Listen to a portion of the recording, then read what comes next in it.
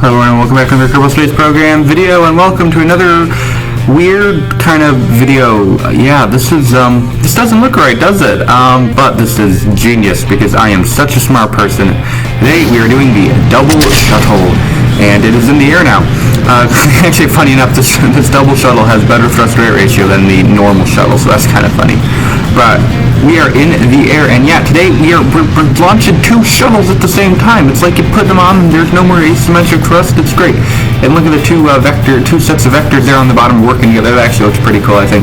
But we are getting in the air, crossing 5 kilometers now through our launch on this double shuttle, which is, it's just what it sounds like. I just put two shuttles onto a booster and I see if it works, and it does. It's actually pretty cool. It actually could be an idea that NASA, it wouldn't have worked at all in real life for like many reasons, but I think it's a cool thing to have a look at in Kerbal Space Program as we get ready to deplete the boosters. I did have to throttle down. Like if you look at the G meter just after the booster separation, it was like 7 or 8 just before. It was like 7 or 8 G's, and already it's at like 4. I had to throttle down on my passing 1 to 10 kilometers about, just so we didn't like explode through the atmosphere. It was kind of nuts, but we're here. Welcome to MECO, or main engine cutoff. And we are now just going to drift our way up to a 500 kilometer orbit because we're doing something pretty exciting today with our payloads. Because you have a double shuttle, but you can't just like, great, it's a double shuttle. That's a 2-minute video. We need to do something cool. We'll put something in the payload bay. First of all, the astronomers just opaque that night sky. Let's just or the stars. Beautiful. And there they go. Vectors having a little bit of trouble working together, but they managed to get it done, and now we can deploy the cargo bays. And that does not look very interesting, does it? It's just a probe. There are two exactly the same probes with nuclears on the bottom and fuel tanks. They have, but the thing is, these guys each have about 7,000 meters a second of delta V. And what can you do with 7,000 meters a second of delta V, you may ask? Well, there are quite a few things you can do. One of them is to crash a payload into the sun. Another is to maybe send it interstellar.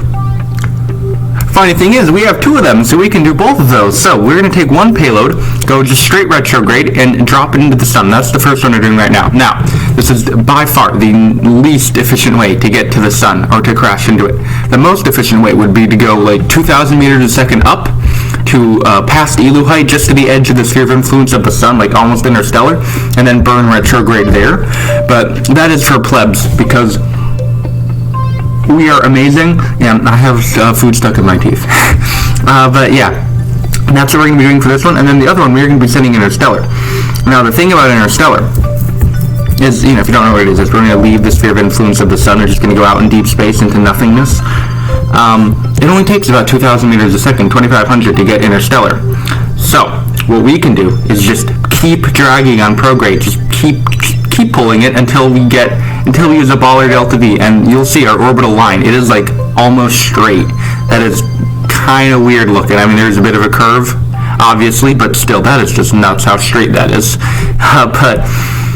Yeah, so we're going to do the burns. Both are 12 minutes, and it's all sped up, so it'll go by a little bit quick. I do want to address a few things while we do all these burns. First of all, guys, we're almost at 600 subs, and I hit 500 like a week ago, so thank you, guys. You guys are crazy. If you want to subscribe, feel free. Studies show that, if you ask for subs, sometimes you get more, because sometimes people aren't really thinking about something. So just putting it out there, not really trying to be all pluggy or anything, but also, this mission is like the 3rd space shuttle. The 3 of the last 4 videos have been a space shuttle video. I don't know why. That's just what I've been thinking about. There will not be another space shuttle video for the next one. I don't know, you guys getting tired of space shuttles. I have a pretty ambitious mission planned for tomorrow, and it's taken a little extra time to do, so I kind of had to put this one in. Just because I couldn't get the other one finished in time, so I decided to do this. So sorry if this mission isn't quite as ambitious as some of the other missions, but we have something cool planned for tomorrow, so stay tuned for that. That's basically the gist of what I have to say, but yeah, hopefully you guys aren't getting bored of space shuttles. Honestly, you guys in the Discord, you guys are pretty cool. We have I believe it's 74 members now, so thank you everyone who's joined the Discord. It's been great talking to you guys and doing the challenges, and if you want to learn more about that, you can head to the Discord if you want to. It's linked in the description. Okay, no more plugs, I promise. So just doing the second burn. This is I believe the Interstellar burn. Both these burns, the maneuver was like a little 100, 200 meters a second more than I had, but it didn't really matter because, we're doing such huge burns, it don't really matter. And also, I have gotten a few complaints recently about the background music being too loud, and I agree. My last video was way too loud because I did not spend enough time testing it. I tested a little bit and listened to it, I'm like, it's fine. Turns out now, I rewatched the video, I'm like, I screwed that one up. So, the background music will be quieter for this one. Hopefully that is good for you guys. So, just apologize for that. And that's basically all the life updates out of the way for me. Or not the life updates, the unrelated to video updates or content or whatever it is to talk about. So we're just going to finish up our burn now, and you can see we are headed interstellar, and some actually pretty cool stuff happens when you go interstellar. It's not like the game explodes, but I don't know, but I'm going to just time warp, but it looks like the sun is we're going to approach Kerbal is the name of the sun, Kerbol, like Kerbal, or Kerbal, very bright. Very, very, very bright. And now we're just going to come in, and we're starting to get temperature gauges already, and this is like megameters away from the thing. You can see our altitude. And then, as we continue, this is where things get a little interesting. So as we continue down, I start to time up a little more, the temperature gauges just disappear. Like, apparently there's no more heating problems. So that was kind of nuts. But as we continue to get closer and closer, sometimes the sun is kind of low resolution, but as you can see, the textures aren't great. No, that's not supposed to be this close to the sun, but we're coming in now. I'm coming through about half as high as we were just a few seconds ago, 70, I believe it's megameters. I may be wrong, but there's still no temperature gauge. So I'm like, kind of like, what's going on? Like, how low can I go? This is weird. But then,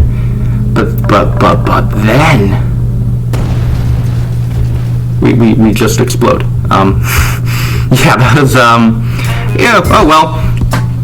That was fun, wasn't it? Yeah, that was kind of nuts, but we need to get out to interstellar space. And, in KSP, once you're out in interstellar space, you're basically gone forever, so that's kind of fun. But, I mean, look how small the sun is. Like, we were just crashing into it a second ago. And look, we're not even a year into our mission, and we're already past Elu's height. Like, it usually takes a year and a half to 2 years to get to Elu, like, normally, and we're past Elu's height, way past it, just passing a year now. That was kind of nuts. So we're heading out to interstellar space. Some weird, interstellar space, can't speak, can I? So some weird stuff kind of happens as we head out to interstellar space. Nothing too weird, but as you can see, the orbital path, like the blue line, it just switches. So there is no more path or prograde marker or anything telling us where we're going to go. We're just you can kind of see, but it starts flipping and it starts tracing our path backwards, which is kind of weird. But like I was saying, like once you're out in interstellar space, you're just done. You're gone. Like like we have 0 seconds to get away. We're going to be floating out aimlessly forever into the nothingness of interstellar space. And there's nothing out here. Like we could just keep going forever. There would be nothing, absolutely nothing. There are mods that add stuff, but yeah, we're not doing that, are we?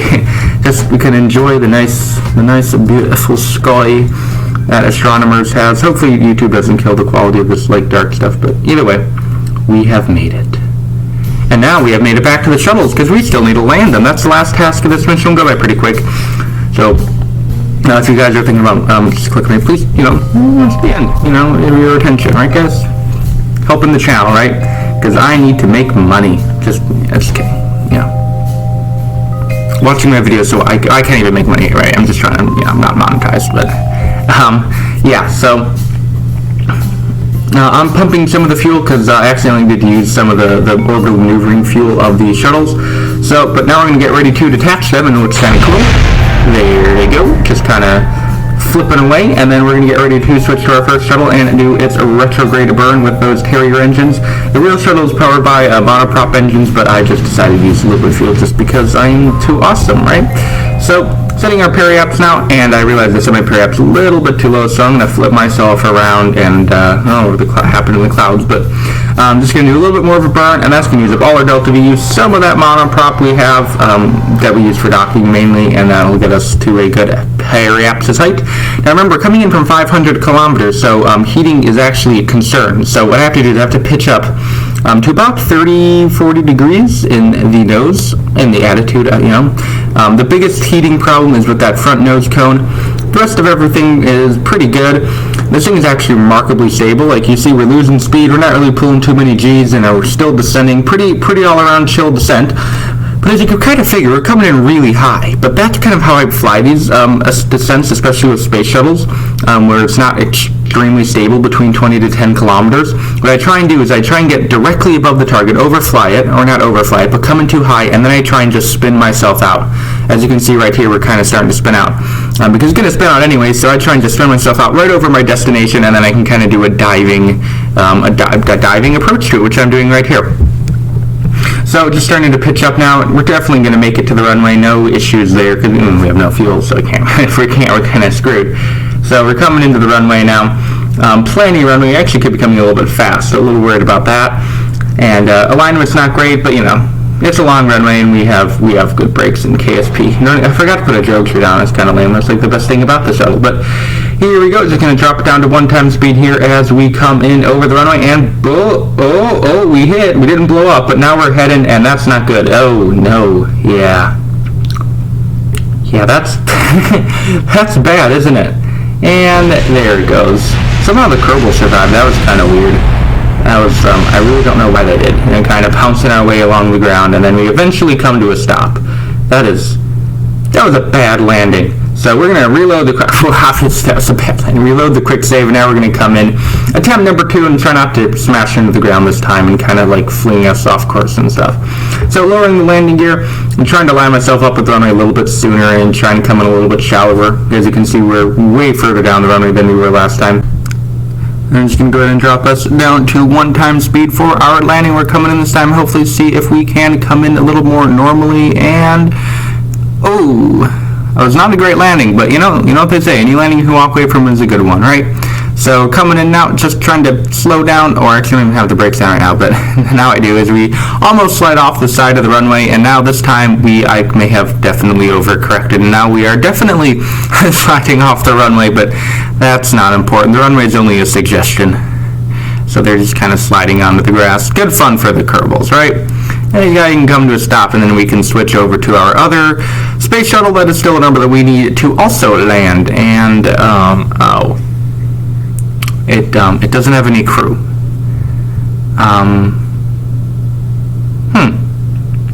Well, I guess we have a new space monument then, don't we, guys? Alright, that's going to be the end of the video. Cards up in there if you want to click on them, but other than that, I'd like to thank you for watching this next time. Please rate or comment this video once again. Thank you for watching this next time, and bye!